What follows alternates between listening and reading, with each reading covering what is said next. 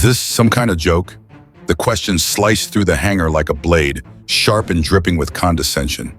Staff Sergeant Miller stood there, his crisp uniform glowing under fluorescent lights, a data tablet clutched in one hand like a holy relic of the digital age.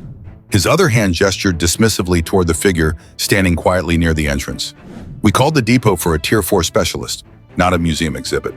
Stanley Burns, 83 years old, did not flinch. He stood just inside the cavernous space, a small, stooped figure dwarfed by the massive hangar and the silent predator resting in its center. The A-10 Thunderbolt II, the Warthog, sat there like a wounded beast, its twin engines cold, its spirit dormant. Stanley wore simple denim overalls over a faded flannel shirt, the uniform of a man who still believed in the dignity of working with his hands. Those hands, gnarled and spotted with the passage of 8 decades, hung loosely at his sides. But his eyes, pale blue like a winter sky over the Great Plains, were sharp. They were not looking at the arrogant young sergeant. They were fixed on the plane. He took a slow step forward. The soft scuff of his worn work boots echoed on the polished concrete floor. The airmen gathered around the Warthog, a half-dozen technicians barely out of their teens, exchanged knowing smirks and rolled their eyes. To them, this old man was a relic, a joke, a distraction from the very serious problem of a $30 million aircraft that refused to wake up. Miller let out an exasperated sigh. "Sir, I am going to have to ask you to remain by the entrance. This is an active maintenance area for a critical flight asset." Stanley's gaze traced the lines of the A-10, from the blunt nose housing the fearsome GAU-8 Avenger cannon to the twin tail fins angled high in the air. He saw past the matte gray in paint and the stenciled serial numbers. He saw the soul of the machine, the heart of American air power, the guardian angel of countless ground troops who owed their lives to this ugly, beautiful bird. "The plane is wounded," Stanley finally said, his voice a low, gravelly rumble. "What is she telling you?" Miller scoffed, tapping his tablet with an aggressive finger. "She is telling us a lot of things, old-timer. The ECU is failing to handshake with the digital throttle quadrant. The MIL standard 1553 data bus is throwing a cascade of fault codes we cannot trace. We have hot-swapped every relevant line replaceable unit from the DIAS to the CICU. We have run diagnostics for 72 straight hours. The bird is dead in the water, and we are supposed to be on a deployment rotation in 5 days." He rattled off the acronyms like a priest reciting scripture. Around him, the other airmen nodded in agreement, their faces drawn with exhaustion and frustration. Stanley nodded slowly, absorbing the information without once glancing at the glowing screen. He began to walk toward the aircraft. Miller stepped directly into his path, one hand raised to physically block him. "Whoa there, Grandpa. I need to see your credentials. You cannot just walk up and touch a $30 million piece of hardware." Stanley stopped. He reached into his back pocket and pulled out a cracked leather wallet. From it, he produced a faded laminated ID card, the photo showing a much younger man with the same clear eyes. Miller snatched it. "Stanley Burns, civilian consultant." He looked up, his expression a perfect mask of incredulity. "What are you going to do? Tell it a bedtime story from the good old days?" A few of the younger airmen snickered. Stanley simply reached down and picked up a small canvas tool roll. He began to unroll it on a nearby workbench. The tools inside were old, their steel darkened with the patina of decades, their handles worn smooth from thousands of hours of use. "What in the world is that?" Miller asked. "Are those hand-forged?" "Sir, this is a controlled environment. We use calibrated, certified equipment, not artifacts."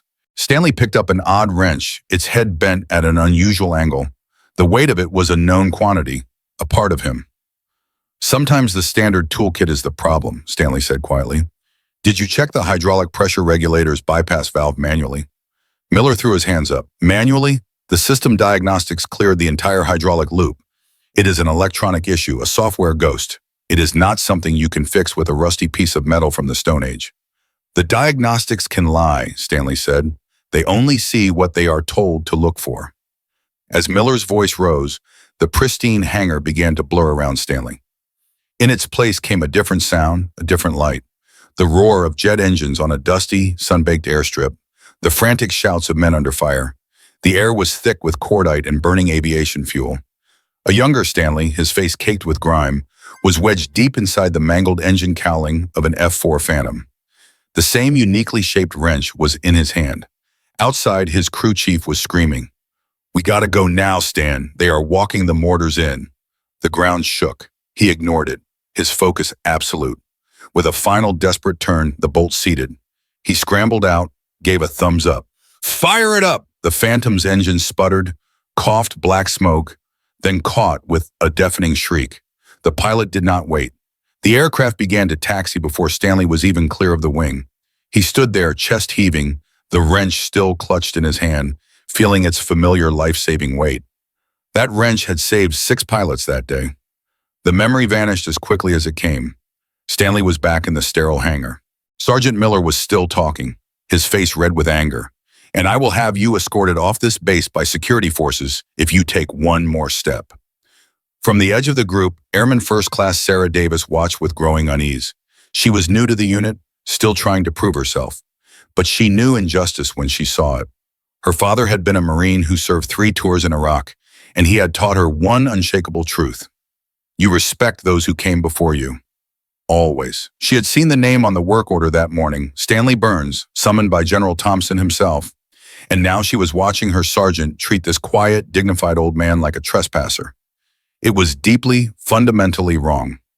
Miller's arrogance had tipped into outright bullying. "We have protocols for a reason, sir. This is not a propeller plane from the 1940s. That was the last straw. While Miller was busy intimidating the old man, Davis slipped away, her heart pounding.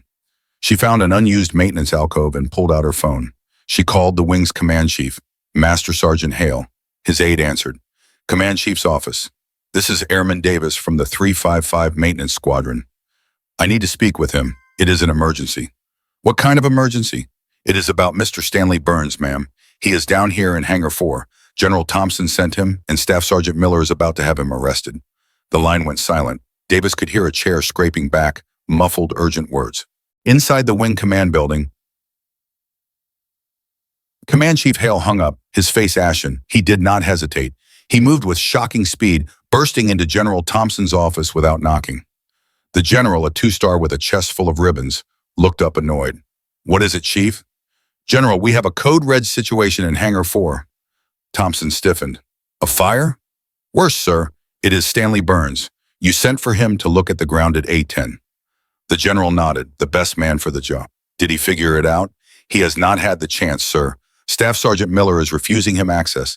He has been mocking him, insulting him, and is threatening to have him arrested." The transformation in General Thompson was immediate and terrifying. The annoyance vanished, replaced by glacial fury. He stood, grabbed his service cap. "Get my vehicle. Now. Get the wing commander and tell him to meet me at Hangar 4 in 5 minutes. The chief was already moving. Back in Hangar 4, Miller had reached the apex of his self-importance. "All right, that is it, old man. You have had your little field trip. I am calling security forces." Just as his thumb pressed the transmit button, sirens cut through the air. Not just one, a chorus of them converging like the wrath of God. Every head turned, the massive hangar doors began to slide open, flooding the space with brilliant afternoon light. Silhouetted against the glare was a black command vehicle flanked by 2 military police trucks, lights flashing. They screeched to a halt. General Thompson stepped out, his expression a mask of controlled rage. Behind him, the wing commander, a full-bird colonel. The airmen snapped to attention. Miller froze, mouth agape. General Thompson strode in, shoes clicking in angry rhythm. He did not glance at Miller. His eyes locked on one person. He walked directly to Stanley Burns, stopped, and executed the sharpest, most respectful salute Miller had ever witnessed. "Mr. Burns," the general's voice boomed. "It is an honor, sir. I apologize profoundly for the reception you have received on my base." Stanley gave a slow, tired nod. Then the general turned, his gaze settling on Miller like a predator on prey. "Do you have any idea who this is?" Miller could only shake his head, pale. "This is Chief Master Sergeant Stanley Burns, retired. This man has more hours working on combat aircraft than every single one of you has been alive, combined." He took a step toward the A-10. When this aircraft was still on the drawing board, Stanley Burns was in a jungle keeping Phantoms flying with scavenged parts and sheer genius. When the GAU-8 Avengers ammunition feed system kept jamming during Desert Storm, the engineers could not solve it. They sent the blueprints to Chief Burns in the field, and he redesigned the entire feed chute mechanism on the back of a napkin, a design they still use to this very day. He turned back, eyes blazing. He wrote the book, the actual classified technical manual on combat turnaround maintenance for this airframe. He did it by hand, in a tent, during Desert Storm, while rockets were landing on his airfield. The schematics you are looking at on your $10,000 tablets? He drew the originals with a pencil in a war zone. The general took a final step toward Miller, voice dropping to a near whisper. This aircraft is not just a machine to him. It is his legacy. It is his child. And you have just insulted a living legend on his own child's sickbed. Profound silence descended. The smirks were gone, replaced by disbelief, awe, and burning embarrassment. Airman Davis felt a tear trace down her cheek. The wing commander stepped forward. "Sergeant Miller, you are with me." Now, the words were a death sentence for Miller's career. General Thompson turned back to Stanley.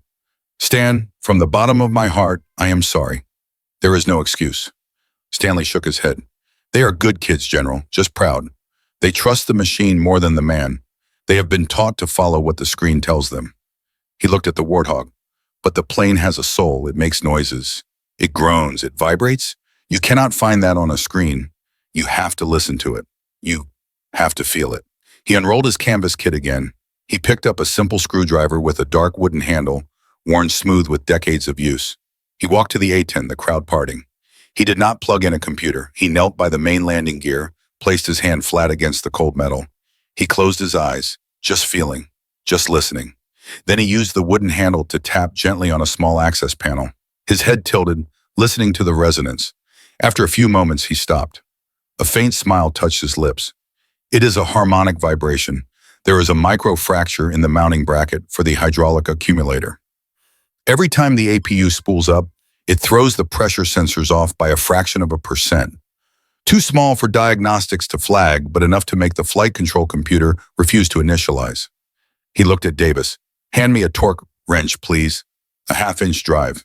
She ran to get it. He took the wrench, reached inside the landing gear well. A single soft click. He pulled it out, wiped his hands, stood. "Try her now." Davis climbed into the cockpit, strapped in. She looked down at Stanley, who gave her a reassuring nod. She took a deep breath and flipped the switch. For a second, there was only the familiar whine of the auxiliary power unit, but then something changed. A low rumble started deep within the aircraft. The rumble grew into a deep, guttural roar as the A-10's twin General Electric engines spooled to life, their iconic sound filling the hangar with thunderous, beautiful noise that rattled the walls. The Warthog was alive. The airmen erupted in spontaneous cheers. Some were clapping, others shouting. A few had tears streaming down their faces. They had been beaten, humbled, exhausted, and this old man they had mocked had brought their bird back to life with nothing but experience, intuition, and a tool older than most of them. General Thompson shook his head, a small, admiring smile on his face. He walked over to Stanley, placed a hand on his shoulder. "Thank you, Stan. You just saved us." Stanley just nodded. She was just waiting for someone to listen. In the weeks that followed, a memo from General Thompson's office mandated a new monthly training module for the entire maintenance wing. It was called Lessons from the Legends, a program designed to bridge the gap between the digital generation and the analog warriors who had come before. Retired veterans were brought in to share their hands on hard-won knowledge. The first lecture was delivered by Chief Master Sergeant Stanley Burns. He stood not at a podium, but beside an open-engine cowling, his old canvas tool roll spread out before him. He spoke not in acronyms, but in stories.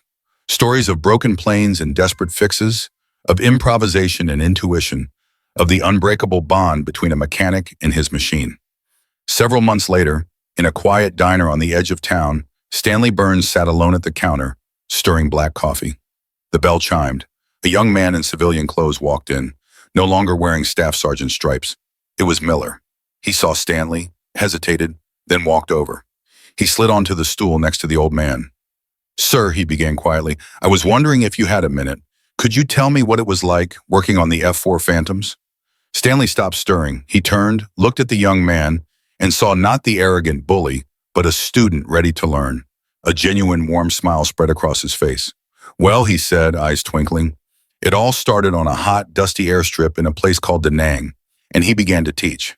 If you were inspired by Stanley Burns and the wisdom of those who came before us, hit the like button, share this video, and subscribe for more incredible stories of courage and sacrifice.